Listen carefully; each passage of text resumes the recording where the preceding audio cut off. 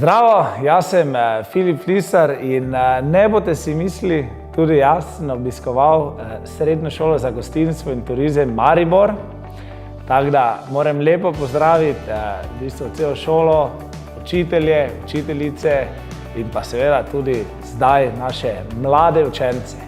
V bistvu moram reči, da imam na srednjo šolo en zelo lep spomin. V bistvu jaz skozi pravim, da so bila to ena izmed mojih najlepših let. Dosti smo dali skozi, zaradi tega, ker jaz recimo sem bil turistični tehnik. Se pravi, da smo imeli ogromno nekih ekskurzij, ogromno nekih izletov. Zdaj mi gre kar na smeh, ko se malo spomnim, kakšne štorije so to bile. Tako da, skratka, moram reči, da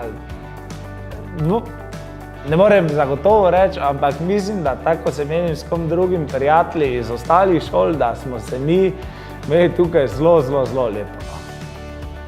Ja, usklajevanje šole z profesionalnim športom nikoli ni lahko.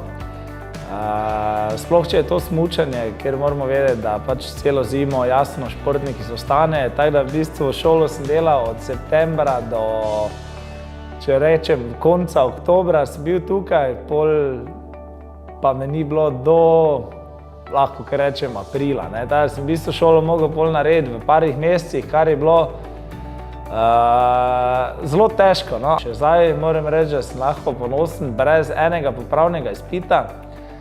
Tako da sem imel pol take lepe, brezskrbne počitnice.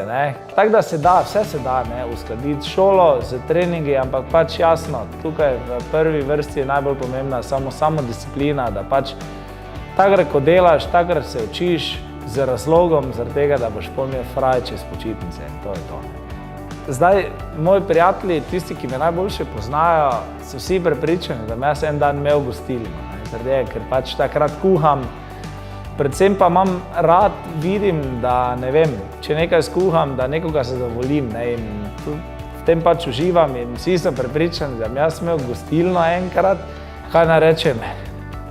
Nostalgično, ampak žal, škoda.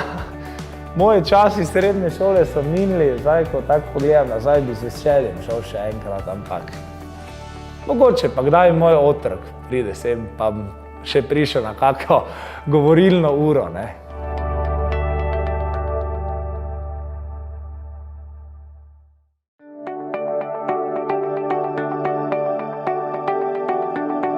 Sem generacija 2003-2007. Študij sem nadaljevala na Fakulteti za turistične študije v Portorožu. Kaj pa me je za ta poklic navdušilo, je skupek enih celotnih dogodivščin. Najprej za vpis morda znanje jezikov, tujih jezikov, potem pa šola sama po sebi posredovala neko znanje, ki je v meni spodbudilo zanimanje za turizem in drugačnost. Tudi na poklicni poti ali na faksu sem se večkrat vrnila v srednješolske klopi, se vprašala, kaj bi rekel gospod Erjavec in tako tudi potem nadgrajevala vse skupaj. Tako da šola mi je dala ogromno znanja, pa tudi možnosti, da se sama raziskujem, ne samo o šolske dejavnosti, ampak tudi obšolske dejavnosti. Projekt, ki mi je največ dal in spodbujal, je bil projekt Comenius. Najljubši spomini so mi v bistvu moje dogodivščine s šolci. Med poukom, po pouku, na šolskih ekskurzijah, pred katerimi smo trepetali, zdaj bomo šli pred mikrofon, zdaj bomo šli tja.